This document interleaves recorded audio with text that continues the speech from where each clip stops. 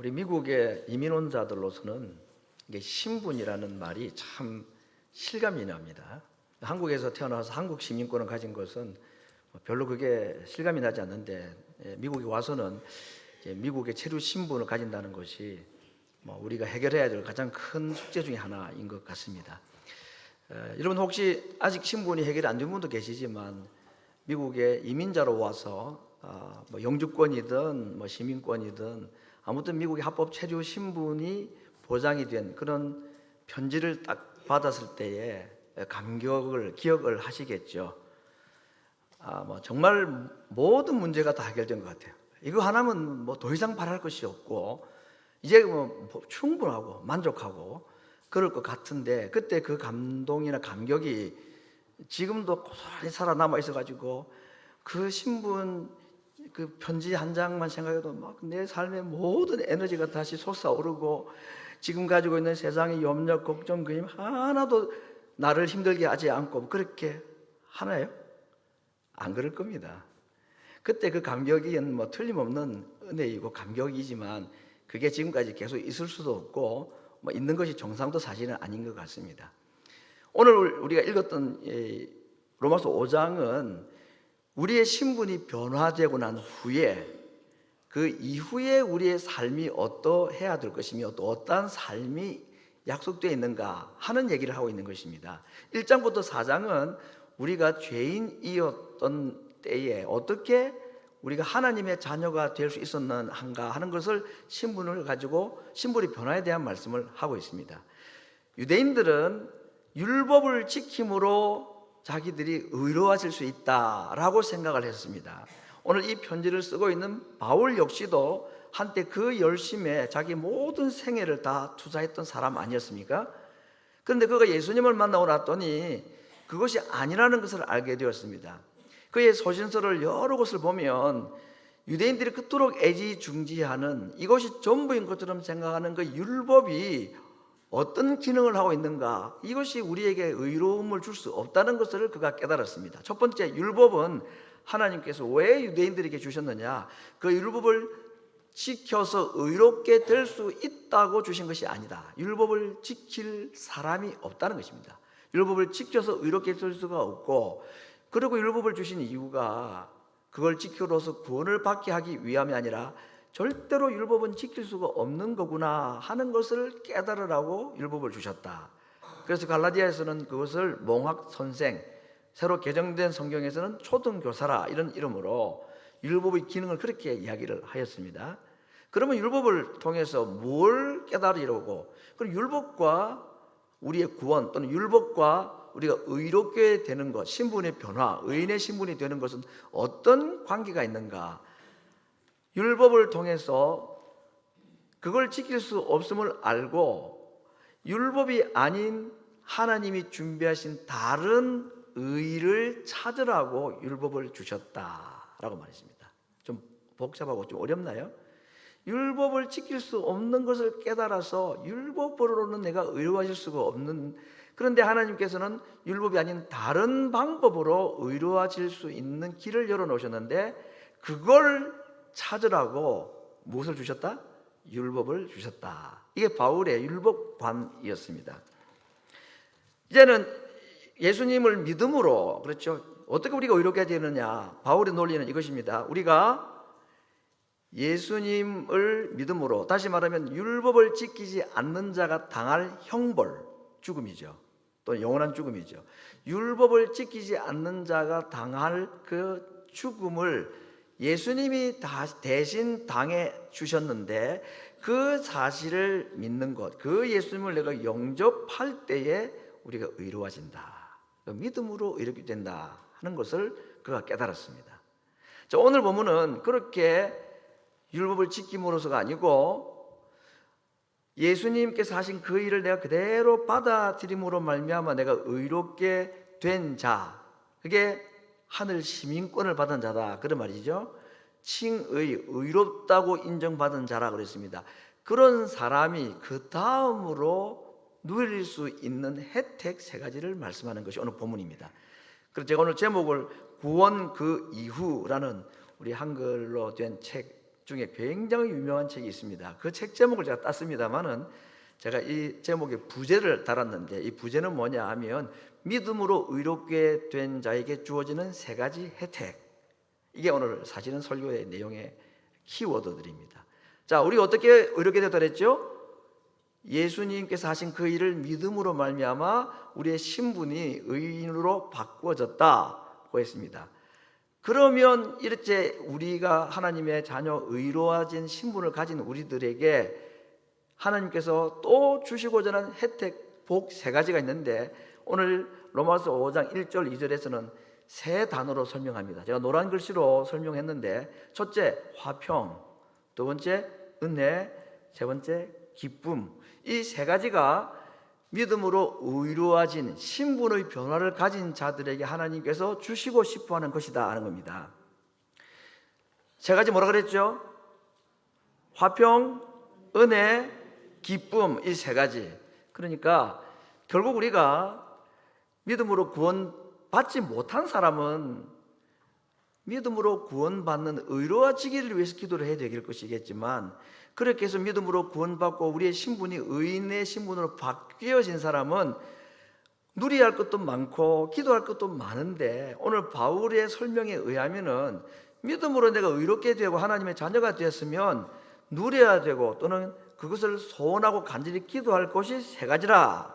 하나님 저에게 평화를 주옵소서, 평강을 주시옵소서, 하나님 저에게 은혜를 주시옵소서, 하나님 저에게 기쁨을 주시옵소서, 이렇게 기도하는 것이 잘하는 기도겠죠.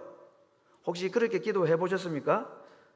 하나님께 화평을 구하고 은혜를 구하고 기쁨을 구하는 기도를 해 보셨습니까? 하나님 이것도 주시고 저것도 주시고 막 기도 제목이 많은데 저 기도를 한 것 같기도 하고 안 한 것 같기도 하고, 근데 오늘 제 말씀을 들어보니 이게 정말 중요한 기도구나. 또 하나님께서 우리에게 주시고자 하는 은혜 받고 구원받은 자에게 주시는 세 가지 혜택이구나. 이걸 우리가 좀 알고 말씀을 좀 보기를 원합니다. 세 가지를 순서대로 보려고 하는데, 첫 번째 화평이라는 말입니다. 바울이 믿음으로 구원받는, 믿음으로 의롭게 된다는 얘기를 성경에 굉장히 많이 했는데, 그렇게 믿음으로 의로워진 자들에게 그가 편지를 13개 내지 14개를 썼단 말이죠. 그게 이제 신약 성경 서신서들이라는 건데, 오늘 갈라디아서와 에베소서라는 이 두 성경만 봐도 그가 편지를 쓸 때에 이 은혜와 평강 이야기를 가지고 무난합니다. 하나님 아버지와 우리 주 예수 그리스도로조차 은혜와 평강이 너에게 있기를 원한다. 하나님 우리 아버지와 주 예수 그리스도로조차 은혜와 평강이 너에게 있을지어다. 구원받은 사람, 의로운 신분을 가진 사람들에게 하나님께서 주기를 원하시는 것이 은혜와 평강이다. 그리고 구원받은 사람, 칭의 의롭게 된 자는 이 하나님께 은혜와 평강을 얻을 자격도 있고 또 하나님께 구해야 될 제목이기도 하다. 이렇게 지금 말씀을 좀 정리를 하겠습니다. 먼저 우리가 볼 것이 이제 이 평강 또는 평화라는 단어인데, 예수님 믿고 구원받았으면 이제 천국 갈 사람들인데 이 땅에 있는 동안에 구할 것이, 우리 필요한 것이 뭘까? 뭐 자녀 잘 되는 거, 내 육신의 건강, 또 사업 잘 되고 뭐 성공하는 거, 이런 걸 이제 구해야 될 것 같은데, 오늘 말씀에 의하면은 그것보다는 평화를 먼저 구하고 하나님과 평화의 관계를 더 먼저 구하고 은혜를 더 먼저 구해야 된다. 이런 말씀으로 이해를 할 수 있지 않겠습니까? 오늘 이제 우리가 이 로마서라는 편지가 누가 언제 누구에게 쓴 편지인가를 보면 좀 더 이 평화라는 말의 의미를 알 수가 있는데, 지금 이 편지를 쓰고 있는 때는 이스라엘, 지금 이스라엘하고 지금 팔레스타인 또 뭐 큰 전쟁이 이제 일어나고 있습니다. 전쟁이 왜 이렇게 많이 일어납니까? 이게 말세의 징조들이죠. 아무튼요. 자, 여러분, 로마가 전 세계를 사실은 지배할 때였습니다. 이스라엘 역시도 로마의 속국으로 있을 때였습니다. 로마의 초기 200년을 팍스 로마나 시대라고 말했습니다. 팍스는 피스, 평화라는 뜻이고, 로마나는 로마, 로마의 평화라는 말을 만들어낸 때가 오늘 이 편지를 쓰고 있는 당시에 이스라엘과 로마의 관계 속에서 일어난 이야기들인 겁니다. 미국이 지금 세계 강대국이라고 하고 그렇게 보면 미국 시민권을 가진 사람들은 뭔가 혜택이 있겠죠. 근데 당시 로마의 시민권은 오늘 우리가 생각하는 미국의 시민권보다는 훨씬 더 강했던 것 같아요. 느낌상. 실제로 그런 것 같습니다. 로마에 있는 로마인 그리스도인들에게 보낸 편지가 로마서죠. 그렇죠? 이 편지를 받는 사람은 다 로마 사람입니다. 로마 시민권을 가진 자들입니다. 그리고 로마의 평화, 팍스 로마나 시대에 살았던 로마에 살았던 사람들에게 지금 바울은 예수님의 평화 얘기를 하고 있는 것입니다. 하나님의 평화, 팍스 크리스토스라는 이름으로 팍스 로마나 시대를 살고 있는 로마 사람들에게 그것이 진짜 평화가 아니고 예수님께서 주시는 하나님의 평화가 참 평화다라고 말하는 것입니다. 지금 로마에 있는 그리스도인들은 로마가 주는 평화의 혜택을 못 누리는 사람들이에요. 왜? 예수님을 믿는 믿음 때문에 박해를 받고 있습니다. 팍스 로마나 시대에 로마에 있는 그리스도인들은 오히려 평화를 누리지 못하고 고난을 당하고 있을 때에 바울이 다른 평화를 지금 제시하는 겁니다. 예수님 평화, 그리스도의 평화를 그들에게 소개하고 있는 것입니다. 그것을 누려라 라고 말씀하고 있는 것입니다. 여러분, 우리가 이제 하나님과의 관계가 하나님의 자녀가 되었다, 의인이 되었다, 우리의 모든 죄가 다 용서받았다 하는 말은 이제 그동안 졌던 모든 빚을 다 탕감받고 하나님께 내가 진 빚이 없는 자, 그래서 나는 이제 하나님과 더 이상 관계없이 남남으로 지내도 되는 그런 사람이라는 말이 아닙니다. 여러분, 나에게 빚을 빌려준 사람이 있으면 그 사람이 빚을 다 갚고 나면 고맙기는 하지만 근데 그 사람은 사실은 별 관계가 없는 거잖아요. 그렇죠? 근데 하나님과 우리는 그렇게 빚 갚고 하나님이 자녀가 되고 난 뒤에 이제는 얼굴도 안 봐도 되는 남남이 아니라 그때부터 새로운 관계가 시작된다는 것입니다. 빚 다 갚고 났는데 우리의 신분 변화가 되고 나니까 그때부터 진짜 하나님이 주시고자 하는 은혜와 복이 이 세 가지 들어가는 것입니다. 그게 뭐냐? 평화, 은혜, 기쁨. 이것이 기다리고 있는데 이걸 누리지 못하는 것은 얼마나 억울하냐, 이런 얘기를 지금 바울이 하고 있는 것입니다. 그래서 스바냐는 이 하나님께서 가지고 있는 이 기쁨에 대해서, 우리에게 평화에 대해서 우리를 인하여서 기쁨을 이기지 못하여 하신다고 하였고, 예수님께서도 요한복음 14장 27절에 보니까 평안을 너에게 준다, 내가 평안을 너에게 끼치기를 원한다. 이 평안은 누구의 평안이냐? 나의 평안을 너에게 준다. 포도나무와 가지 비유에서도 내 기쁨이 너희 안에 있어 너희 기쁨이 충만케 되기 위해서 내가 이 얘기를 한다라고 말씀하셨습니다. 여러분, 정말 좋은 것은 돈으로 주고 살 수 없는 것들입니다. 햇빛과 물과 공기, 이거 돈으로 못 사는 거잖아요. 그래서 하나님께서 너무 비싸기 때문에 이걸 다 어떻게 주셨습니까? 다 공짜로 선물로 주셨습니다. 정말 귀한 것은 다 위로부터 온다고 했습니다. 빛들의 아버지이신 하나님께로부터 좋은 것들은 다 하나님께로부터 온다고 했습니다. 평안, 기쁨, 은혜, 이거 내가 만들 수 있는 거 절대 아닙니다. 스스로 기뻐할 수 없습니다. 여러분, 내가 하나님과 평화의 관계를 내 스스로 취할 수 있지 못합니다. 이 평안과 은혜와 기쁨은 오로지 하나님만 주실 수 있는 것입니다. 그래서 오늘 하나님께서 우리의 신분을 의인의 신분으로 바꾸시고 이것을 누리기를 원하시고 이것을 구하라고 말씀하시는 겁니다. 두 번째는 은혜인데, 이 은혜 속에 들어가 있다. 너희가 그로 말미암아, 예수님으로 말미암아 믿음으로서 이 은혜 안에 들어가 있다. 여러분, 이 은혜 안에 들어갔다 하는 이 표현을 제가 이런 말로 좀 표현할 수가 있겠는데 모드라는 말이죠. 모드. 그러면 전화기 다 전화기 가지고 계시는데 그 전화기에 그 예배 시간에는 반드시 진동 모드나 아니면 그 무음 소리 안 나는 모드로 바꿔놔야 됩니다. 만약에 그냥 소리 나게 해놓으면 그 예배 중에 뭐 날 좀 보소 하고 막 소리가 나는 겁니다. 이게 실제로 있었던 일이기 때문에 제가 우리 교회에서 아주 옛날에 있었기 때문에 그 곡도 기억합니다. 바로 그 곡이었어요. 그래서 지금 혹시 날 좀 보소 나오는 모드가 있으면 빨리 바꾸셔야 됩니다. 무슨 모드로? 무음이나 이 진동 모드로. 이게 무슨 말이냐? 그때부터 걸려오는 모든 전화는 진동이나 소리가 안 나도록 되어 있다 그 말이죠. 장치가 그렇게 되어 있다. 이게 모드라는 말의 뜻이죠. 예수님을 믿고 하나님의 자녀가 되면 우리에게는 어떤 모드가 걸렸느냐? 은혜의 모드가 걸렸다는 것입니다. 지금부터는 은혜가 쏟아지기 시작한다는 뜻입니다. 환난과 고통이 있어도 이것이 무엇으로 바뀌느냐? 은혜로 바뀌는 것입니다.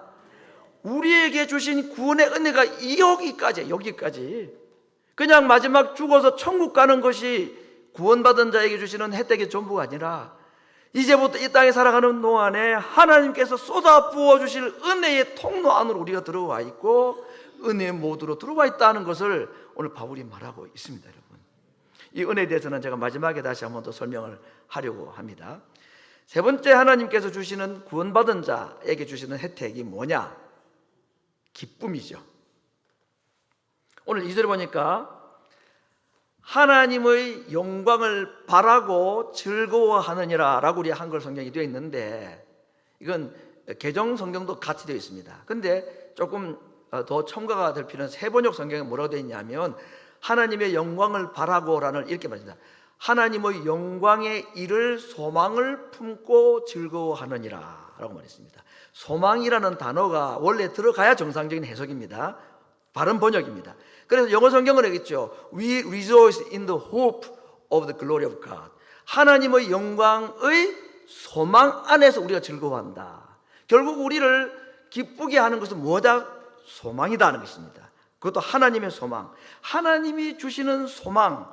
이것이 우리를 무엇을 가지게 한다고? 기쁨을 가지게 한다 하는 것입니다. 그러면 하나님께서 구원받은 자, 하나님 은혜로 칭의 의롭게 된 우리들이 하나님께 기쁨을 누리기 위해서는 무엇을 기도해야 될까요? 무엇을 달라고 기도해야 될까요?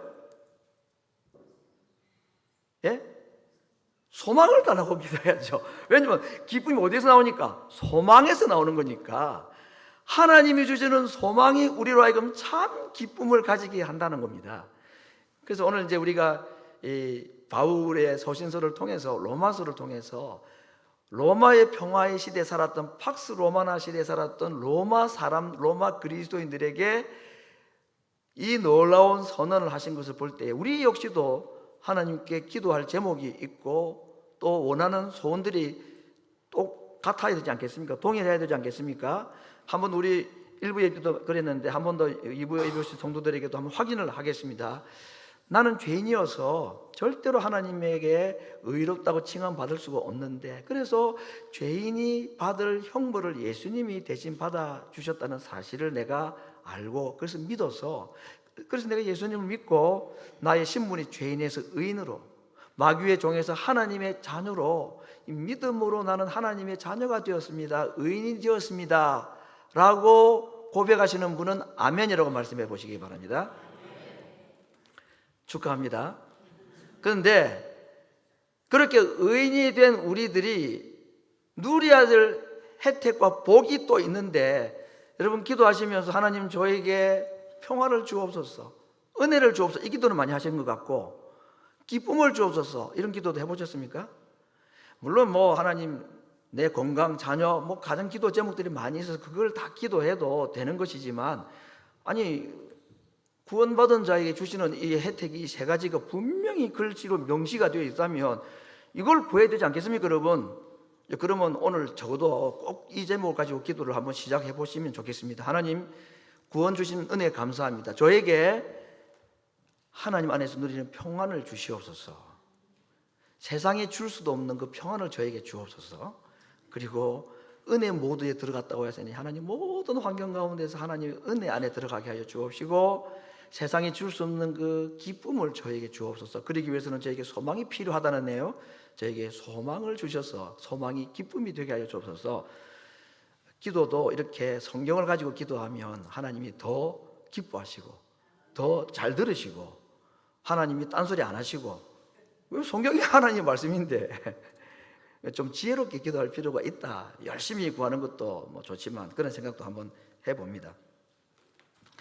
자, 이제 오늘 기쁨에 대한 얘기를 좀 더 이제 하려고 하는데, 이 기쁨이 어디에서 온다고 그랬죠? 소망에서 온다고 그랬습니다. 두 번째 질문입니다. 이 소망은 어디서 올까요? 물론 하나님께로부터 오는데 이제 그 다음에 3절부터 보면 이 소망이 어디서부터 오는지 나옵니다. 환난이 인내를 낳고 인내가 연단을 낳고 연단이 소망을 낳는다 그랬습니다. 그리고 그 소망은 우리에게 기쁨을 준다. 그러니까 이 소망은 출처가 어디냐면 어디죠? 환난입니다. 아니, 소망이 어떻게 환난에서 올 수 있느냐? 말이 안 되죠. 근데 그 두 단계를 거치면, 환난이 뭔지 잘 모르시는 분, 나는 환난을 안 당해봐가지고 환난은 글자는 아는데 환난이 뭔지는 몰라, 그런 분 있습니까? 아무도 없죠. 예수님을 믿고 구원받아도 환난이 있을까요? 있죠. 어쩌면 더 있을 수 있습니다. 지금 로마서를 받는 로마 교인들이 그렇다는 얘기니까요.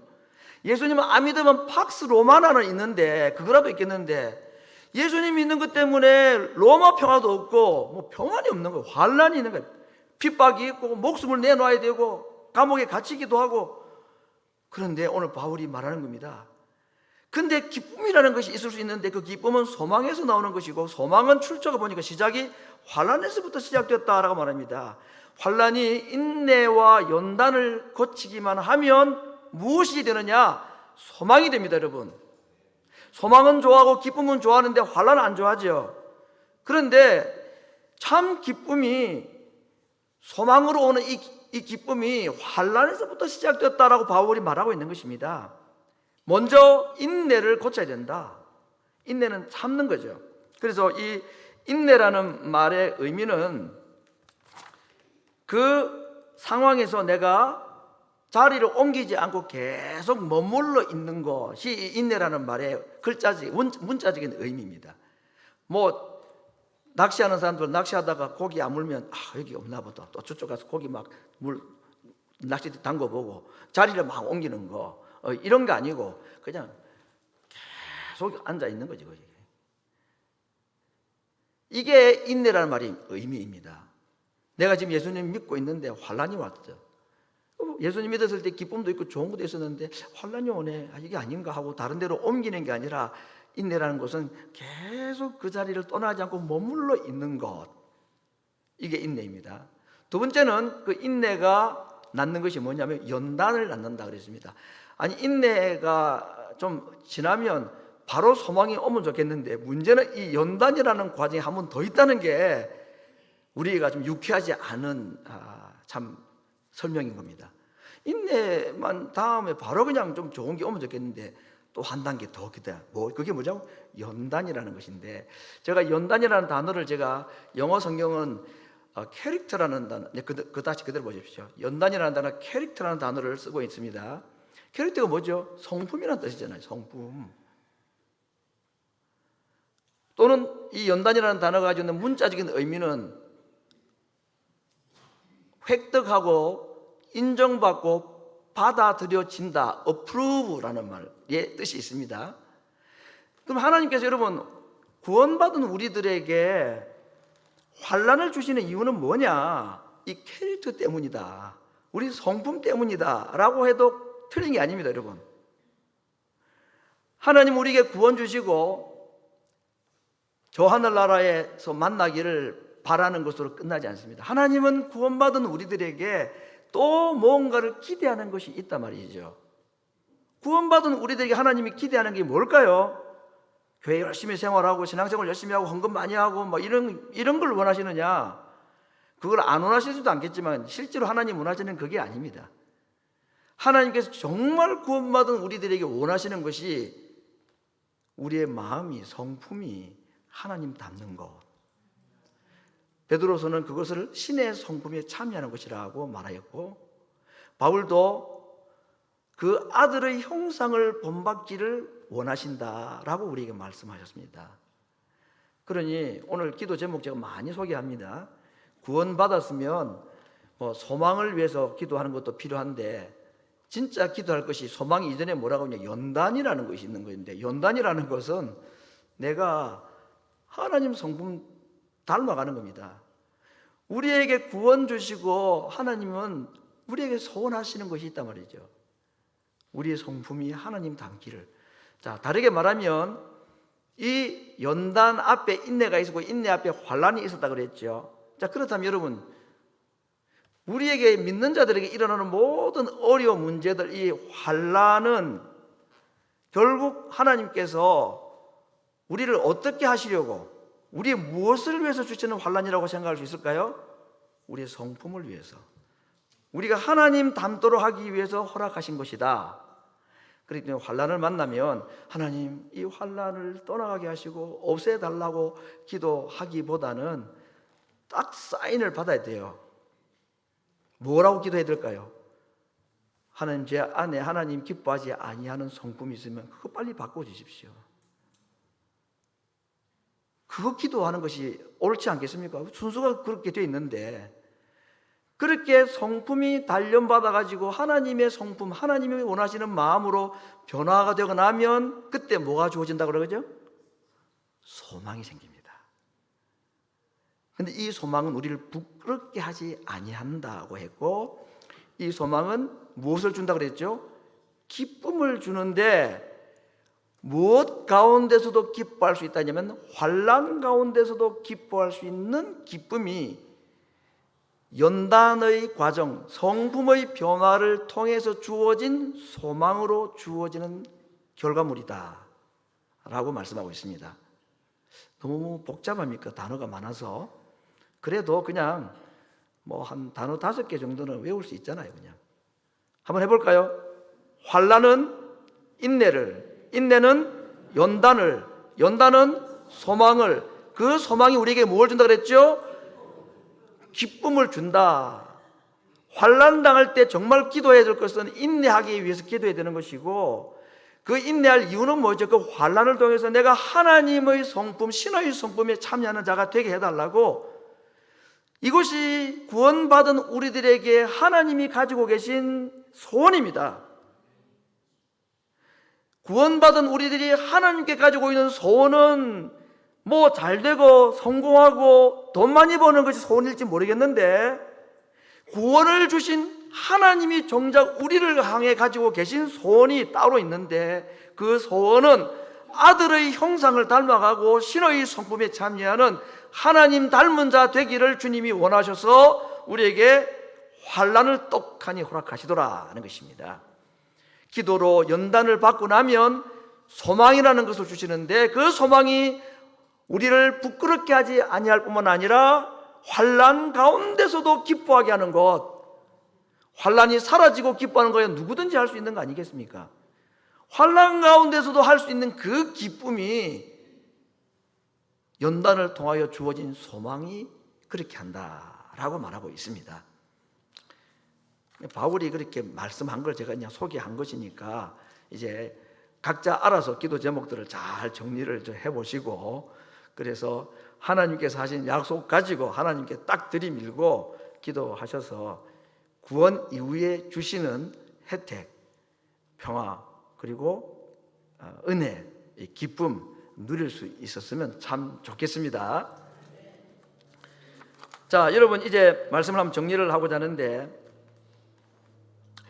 환난 때문에 우리가 소망을 통한 기쁨을 누리게 하는 것이 하나님의 뜻이라면, 이 소망, 기쁨을 가져오는 이 소망이 환난으로부터 시작이 되었다라고 하였으니, 우리가 구원받은 자로서 환난을, 우리에게 있는 이 환난을 어떻게 이해해야 될 것인가? 저는 이 환난을 은혜에 붙들어 두는 접착제와 같고 사슬과 같다, 쇠사슬과 같다라고 한번 말씀해 보겠습니다. 찬송가 28장에 보면 복의 근원 강림하사, 그 3절 가사에 보면 주의 은혜 사슬 되사, 쇠사슬, 주의 은혜가 사슬이 되어서 나를 주께 메어 주옵소서 하는 가사가 있습니다. 예수님께서 포도나무와 가지 비유를 통해서 가지가 나무에게 붙어 있어야 된다라고 말씀하셨죠. 그 붙어 있으면 열매는 저절로 맺히는 것이라고 말씀을 하셨습니다. 오늘 중요한 단어가 있습니다. 이게 붙어 있음입니다. 하나님께서 우리에게 구원을 주시고 우리에게 화평과 은혜와 기쁨을 주기를 원하시는데, 그 화평과 기쁨과 은혜를 주시기 위해서 먼저 주신 것이 있었는데, 그것이 무엇이라고 그랬죠? 환난이라는 것이라고 했습니다. 그래서 야고보도 믿는 자들에게 환난이 오고 시련이 오고 시험이 오면 기쁘게 여기라고 얘기했습니다. 왜냐하면 그 환난이 우리로 하여금 주님께 매어 있게, 묶여 있게 만들어주는 사슬과 같은 것이고, 그 환난이 오히려 우리로 하여금 주님께 더 가까이 가고 붙어 있게 해주는 접착제와 같은 것이기 때문에 환난이 오히려 우리에게는 감사가 되고 기뻐해야 될 이유라는 것입니다. 환난이 없이는 소망이라는 것이 생겨나지 않기 때문에, 환난이 없이는 연단이라는 것이 있을 수 없기 때문에, 믿는 자들에게 하나님은 구원을 주시고 또 하나의 선물로 환난을 주시더라 하는 것입니다. 왜죠? 주께 붙어 있게 하기 위해서, 주님께 매어 있게 하기 위해서, 그래야만이 인내하고 연단을 통해서 소망의 기쁨을 가질 수 있기 때문입니다. 연단이라는 말은요, 다르게 말하면 불순물이 제거된 순금이라는 의미가 있습니다. 글자의 의미는, 헬라어의 글자의 의미는, 인내라는 것은 불순물을 제거하는 과정이라는 뜻이고, 소망이라는 것은 불순물이 제거가 된 순금의 상태, 그래서 어떻게 된 거? 합격증, 서티피켓이다 그랬습니다. 연단이라는 걸 통해서 소망이 딱 오게 되는데, 이 소망이 뭐냐면 합격 증서입니다. 이것만 있으면 내가 어떤 사람인지가 딱 증명이 되는 거죠.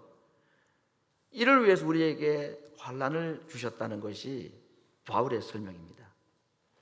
오늘 우리 하나님 앞에서 우리가 구원받은 것이 구원이 전부가 아니라 혜택이 우리에게 있는, 참 하나님께서 우리 주시고자 하는 평화와 은혜와 또 기쁨이라는 이 복이 우리에게 기다리고 있는데, 아이러니하게도 이것이 환난으로부터 출발했다고 말씀하시고, 그 환난을 인내하고 연단을 받기만 하면, 그 인내와 연단은 무엇으로 가능할까요? 그게 하나님이 도우시는 은혜로만 가능합니다.